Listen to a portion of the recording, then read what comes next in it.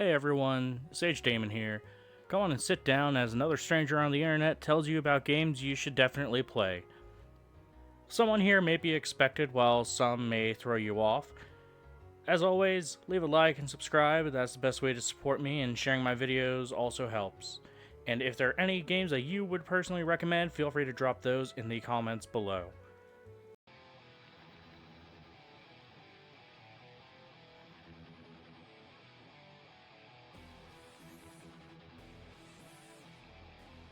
Number 10 is Clear Obscure Expedition 33.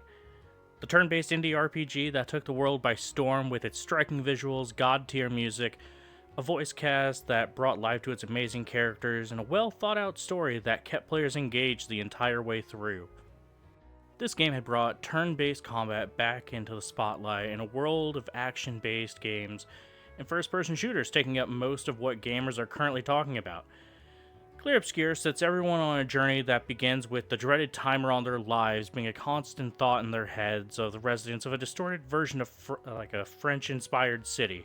Living with a different value on life and what to do with it leads people to join the expeditions to destroy the Paintress, which tells the oncoming gamage that takes people's loved ones away. Following your party through these vibrant environments that looks like they came straight out of a Tim Burton-inspired landscape, and following the trail that the previous expeditions followed, and finding their journals telling how their expeditions went. With how well this game was received, it's no surprise I was nominated for a large number of categories at the Game Awards, and to no one's surprise, won Game of the Year itself. This game brings a fresh spin to the turn-based combat seen in very few turn-based RPGs and respects your time as well. This game has broken quite a large amount of ground, so you should definitely give this game a shot. Number 9 is Kingdom Hearts. While I could go on about the series, I'll only tell you to play the first one. What started as an elevator joke turned into one of today's most beloved JRPG franchises, with 10 plus games including spin-offs, tie-ins, mobile games. A goofy tale of friends who get swept up in an oncoming darkness are brought into a whole new world, or in this case, worlds, as you travel between multiple worlds when you meet up with your grand old pals Donald Duck and Goofy.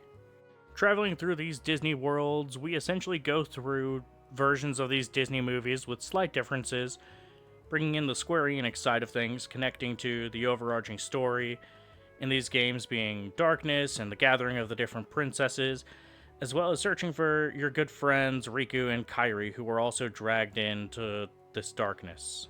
From Hercules to Nightmare Before Christmas, we can see a variety of Disney worlds and how we get to them. We travel on a ship that we can upgrade and go on an on-rails shooter minigame between the planets for the first time. This was what most people see as the worst part of the game, so take with it what you will. It's required very rarely, and you can ignore most of the shipbuilding aspects. Following the way this game leads you through different planets also shows you not only your side, but what your best pal and rival Riku have been doing on a different path than yourself, choosing to side with darkness and letting it consume him as he tries to save Kairi. The game brings up multiple different subplots, leading you to go back to these planets you have visited to pretty much finish up the Disney adventure. Oh, and one thing I've neglected to mention this whole time. You fight with a giant key, or specifically a key blade. This weapon is the only means by which we have to fight the enemies of this game. The heartless little evil dudes, and sometimes large dudes who have lost their hearts and turned into monstrosities that wreak havoc wherever they go. The only way to truly get rid of the heartless is with the Keyblade, making our protagonist Sora the only one who can get rid of the darkness in these worlds. It may seem obnoxious at times with its Disney goofiness, but don't let it fool you. You'll be dragged into this series if you're not careful. And by all means, let it, as the games play phenomenally well even for their time. It also helps the games have been put into collections, adding things we didn't initially get over here in the West, and have been re-released many times over. We are still waiting for the newest entry and haven't been given much, but a trailer announcing the game is a thing. Take this time to go through the series and see what the game that started this dearly beloved JRPG crossover phenomenon that is still being talked about to this day, and see what the hype is all about. So, after mentioning some really good games, here's a, well, not so good game, I guess. I had a great time with this game, but even I can admit, it's slop. You don't need to think with this game as it doesn't expect you to. Taking these games and game companies personified into cute anime girls in a console war that actually decides your nation's worth. Yeah, it's outlandish and it's not all that great, but hear me out, don't skip ahead. I feel like playing a game that is like this is important to anyone, as it can help you recognize when something is slop. This franchise still receives games and gets them released pretty much every year or every other year.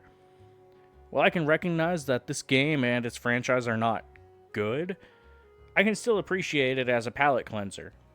After playing a long game, you may want to play something chill to sort of hold you off before you go to the next one.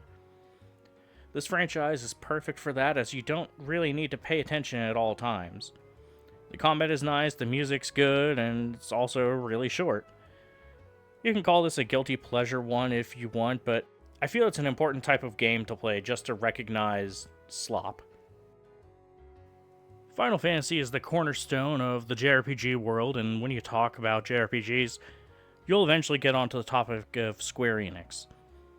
Final Fantasy is one franchise I would recommend as a whole and not just a particular title. The games have a multitude of different worlds, gameplay styles, and character spreads, where I feel mentioning just one would be an insult to the series. You don't need to play them in any order, so you can start with just about any of them. Want retro? Play the Pixel Remastered. Want turn-based? Play Final Fantasy IX. Want action-based? We've got FF16 with the Devil May Cry style. Want to drown in an MMO? We've got two you can jump into. One thing that Square Enix has been able to do well over these last few decades is evolve. This Hail Mary of a series launched, saving the company, and they've thrived by constantly evolving the series and not continually sticking to one thing forever. This franchise has had some ups and downs, and right now, they're worried about the younger generation of today not playing it, as the franchise's releases are not constant as it was whenever we were in the 90s. Final Fantasy 15 came out at the end of 2016, while Final Fantasy 16 came out 7 years later. They've done well when it's come to the re-releasing of the franchise, having a way to play almost every game on modern platforms. We're seeing full-on remakes of games with the Final Fantasy VII trilogy, the franchise's poster child. We're getting ready to get to the end of this remake trilogy, so we'll see where they go from there in rewriting this JRPG titan. We aren't seeing too much new from the franchise, though.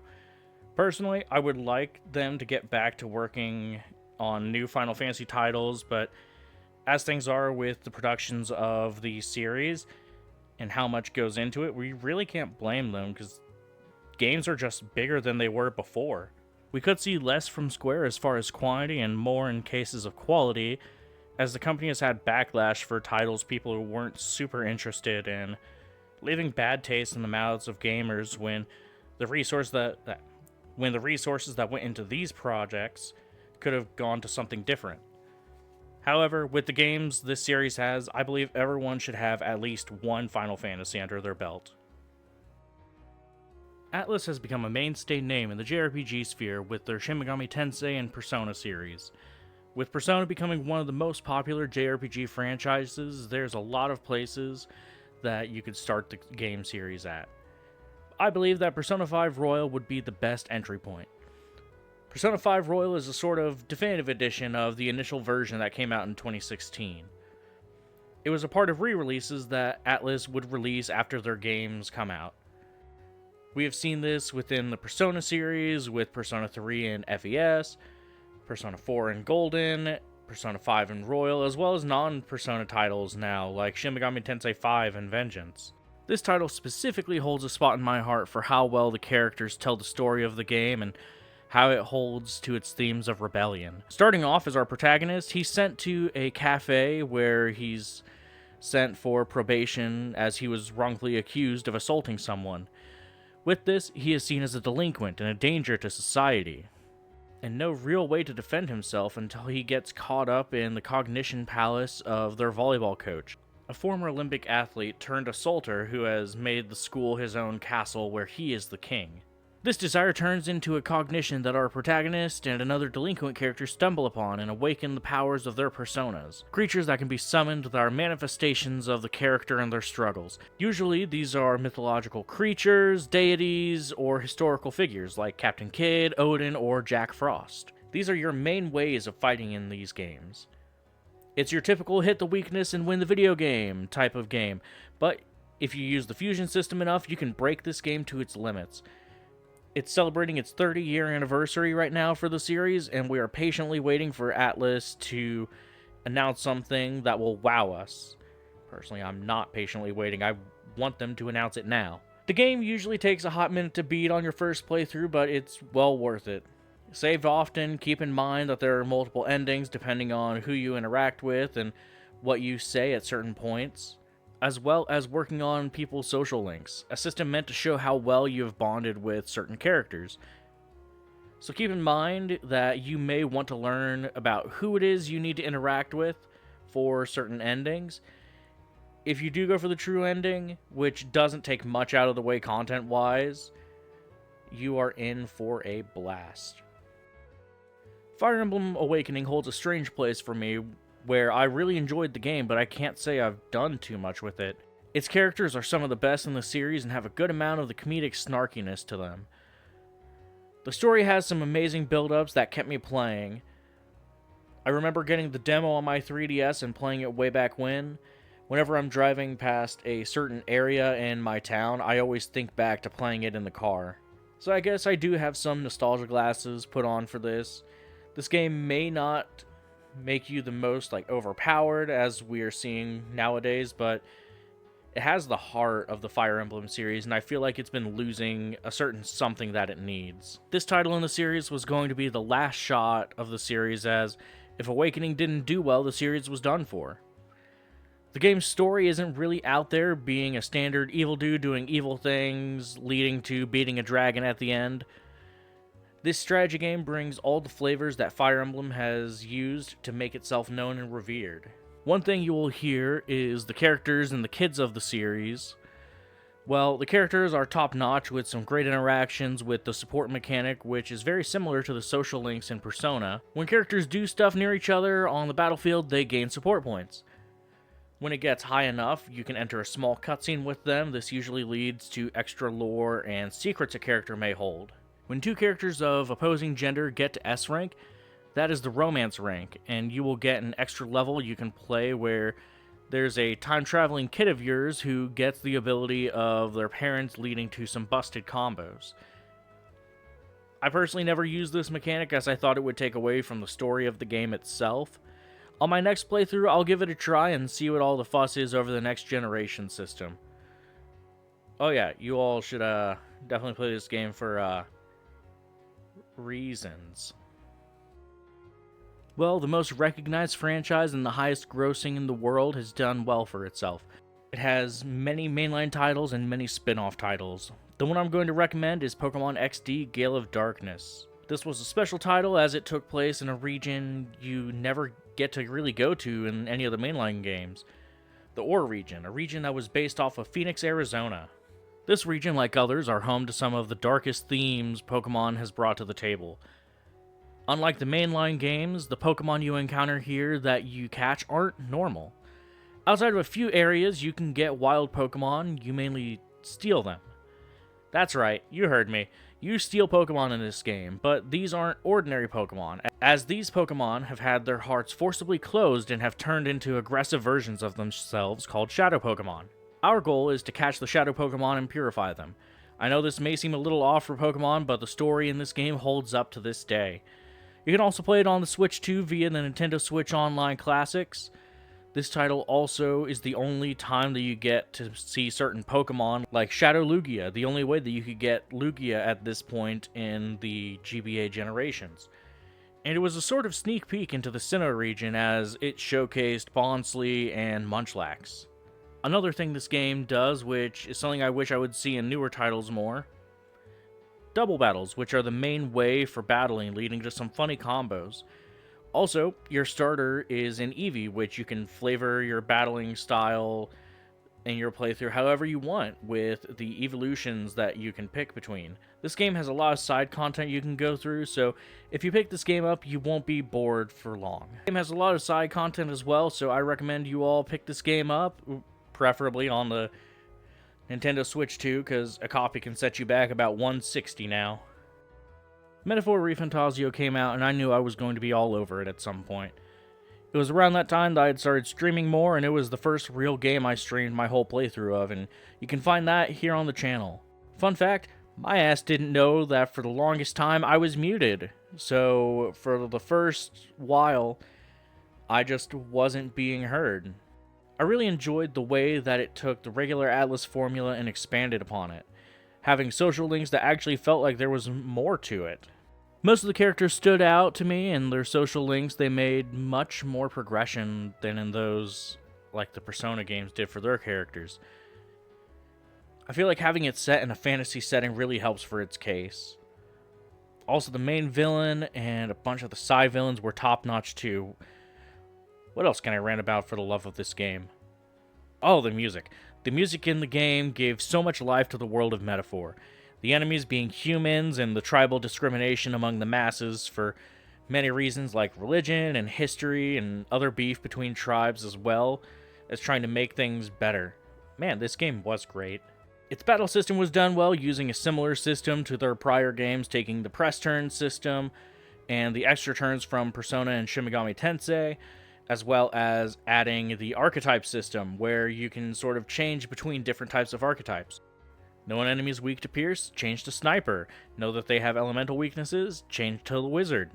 This did add a lot of custom ability, but me personally, I just sort of kept everybody as I thought that they should be. Going through the story with our protagonist, going on a journey to save the prince, who's the rightful heir to the throne, by defeating the one who had cursed him, and meeting the other members of the party along the way, to seeing how this game doesn't just make us question our goals and who is right, but it makes us question the world as a whole and what it truly is.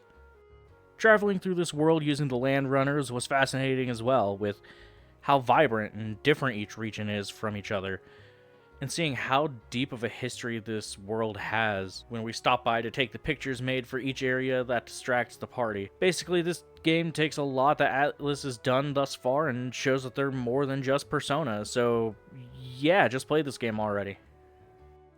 Xenoblade Chronicles 1 was a game on my radar, and I know I've gone over Operation Rainfall and the links they'd gone to get the Japanese devs to realize that the West loves their RPGs as well. Xenoblade Chronicles was one of them. After playing the Switch Definitive Edition of the game, I am astounded by how much they put into this game, and especially whenever they had it on the Wii. The lore drops from the beginning to the changes at the end really bring this game up so well for me. The MMO-esque fighting style the game brings made me feel right at home, with Shulk playing similarly to how Samurai felt in FF14. Seeing the almost immediate drop into despair for Shulk with the Mechon attack, seeing Fiora, one of his closest friends, being killed at the hands of a speaking Mechon, something they haven't seen before, sets the mood for most of the game, where we have this character who sees the evil of the Mechon and is out for blood, carrying the only weapon that can kill them, the Minato. A mysterious weapon Shulk had spent time researching when it was no longer in use. This weapon in its blue light became an iconic JRPG weapon instantly. When I had gone through the game, I blasted through, beating the game in around 24 hours or so. I'm not sure if I should start Xenoblade 2 yet, with the rumors of the Switch 2 update on the horizon, so I may wait for that to play through the game. Xenoblade had become one of my favorite games of all time after going through and finishing it, and you all should give this iconic title a shot. Also, I just want to say it's got one of the best boss themes. I'm just going to play a little snippet of it right here.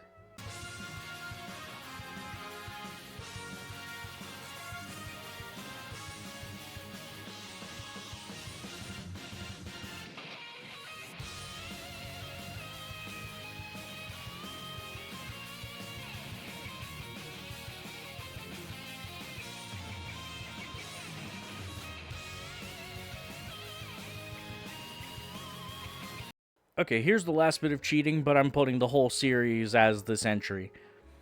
The Trail series has wriggled its way into my life, and there's currently no escape. So far, none of the games in the series had disappointed me. Each game makes me want to move right into the next one. I have been tempted, but I like to jump from title to title as to not feel the burnout and get through more games in general. The main characters of each arc I've gone through so far have been top-notch. Estelle, the ditzy tomboy who wants to follow in her father's footsteps and become a top-notch bracer. Lloyd, the detective, given an experimental position in the Crossbell Police Department, trying to find his brother's killer and gaining recognition. And Reen, the young minor noble with a need to help his friends in Class 7 and protect everyone, even at a risk to himself, almost in a suicidal fashion. These three I've gone through are amazing, and I can't wait to see how Kevin and Van are in their games. Being almost halfway through the series, I am hooked and will be trying to catch up as soon as I can. The ever-evolving combat that the games have been doing and the systems they introduced to us, from using courts to giving arts and bonuses to going full hybrid action turn-based combat, gives us a familiarity to previous titles, but enough to add on and more features to build upon them. This giant continent that has a deep history and an ever-looming threat of various groups looking to cause trouble. There's over 20 years of history to this saga, and it is finally nearing the end, with remakes coming out as well to help catch people up who don't want to play it on certain hardwares. Last year, they remade the first game, which is the perfect way to introduce people to the series who have been curious about it. With this, I'm not asking, but telling you to give this series a shot. There are a few places you can start the series off at, with the Liberal arc with Estelle, the Crossbell duology with Lloyd, the Erebonia arc following Reen, and the Calvert arc following Van. Personally, I'm going to say the first one with Trails in the Sky First Chapter remake on modern platforms. This game gives us a start to the series and sets the stage for the rest of it. Well, that I think is all for today. As usual, don't forget to leave a like, drop a comment of a game or series you want people to play, and subscribe. And I'll catch you all in the next one. Peace.